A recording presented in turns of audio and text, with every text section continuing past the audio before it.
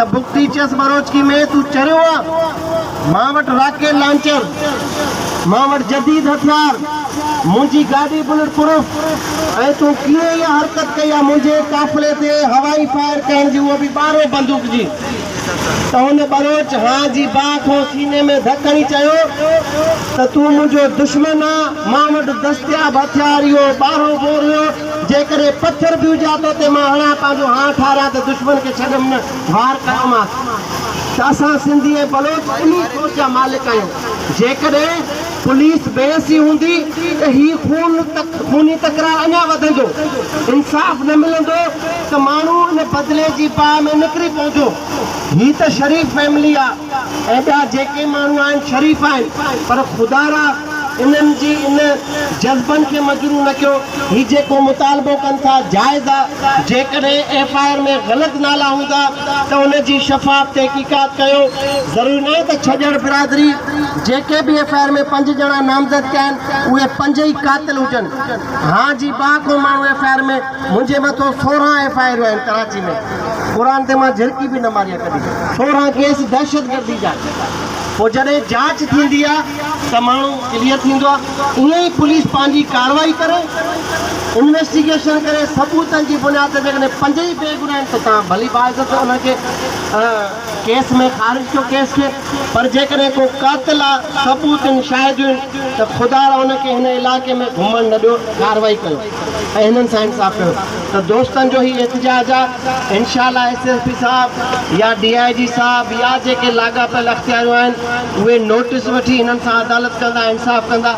न कंदा त छॼण बिरादरी जो, हिन शहीद जे वारसनि जो जेको हुकुम हूंदो वरी घोटकी में घुराईंदा। घोटकी में हिन निटण खां सिवा ॿिया ईंदड़ महीना थोड़ा थधा हूंदा, उन में भी ईंदासीं। ही चवंदा कराची में एहतिजाज कयो त मुश्ताक सरकी जी टीम, उन जा हज़ारे बहादुर दोस्त हिन शहीद जे ख़ानदान सां इंसाफ़ थियण ताईं कढूंदा। तव्हांजी वॾी महिरबानी। जियो जियो। पर शाल या शहादत सिंधी क़ौम जे लाइ कुर्बानी हुजे, सिंध धरती जे लाइ कुर्बानी हुजे, पंहिंजे मुल्क पाकिस्तान जे लाइ कुर्बानी हुजे त उहा शहादत बि ज़बरदस्त क़िस्म जी हूंदी आहे। पर जेकॾहिं मामूली तकरारनि ते जदीद हथियारनि जा मुंहुं हिक ॿिए जे मथां खोलियो त मुंहिंजे ख़्याल में इहा बि मुर्सी न आहे।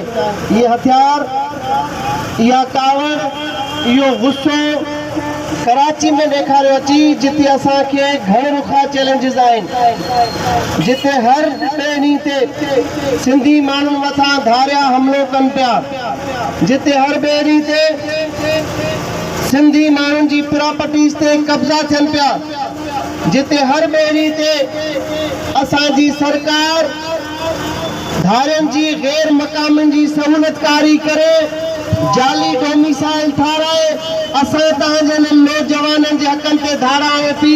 इहा मुर्सी असां हिते कयूं सिंध जी दिलि कराची में त मज़ो बि अचे उन ताक़त जे इज़हार जो। बाक़ी ही नंढड़ा नंढड़ा मामला, उन्हनि ते एॾी शदीद कावड़, एॾो गुस्सो, इहे खूनी तकरार जी शिकिल में माण्हुनि जूं हयातियूं खसण, इहो सिलसिलो बंदि थियणु घुरिजे। कंहिं बि कातिल जी ज़ात न हूंदी आहे, मज़हब या ज़बान न हूंदी आहे। जेकॾहिं मरण वारो छॼण आहे ऐं मारण वारो कोई ॿिए ज़ात जो आहे त उनजो इनफ़रादी अमल आहे, उन में सॼी ज़ात जो, बिरादरी, कबीले जो को नुक़सानु न आहे।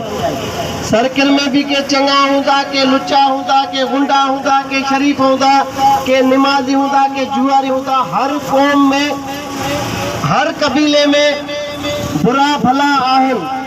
त इन्हनि तकरारनि खे उन कबीले जा माण्हू बि रोकराइण जे लाइ पंहिंजो किरदारु अदा कनि। मां ॿिन्ही छॼण बिरादरी जे सरदार खे बि अपील कंदुसि ऐं जेका जवाबदार धुर आहे, जिन जे मथां FIR आहे, उन्हनि जे सरदार खे बि अपील कंदुसि त ख़ुदारा तव्हां हिन तर में वेठा आहियो, अलाह साईं तव्हांखे इज़तुनि सां नवाज़ियो आहे, ताके ताकत आ, ताके राज आ, छो ये झेड़ा कर खनन पिया। मुश्ताक सरकी के चौथी जरूरत पे छजन बिरादरी और पहुंचण जी ता सब बास और ताकत और मीर पीर वडेरा जागीरदार सरदार हिन तर में रहो पिया ऐं घोटकी जा सरदार सॼे मुल्क में बास और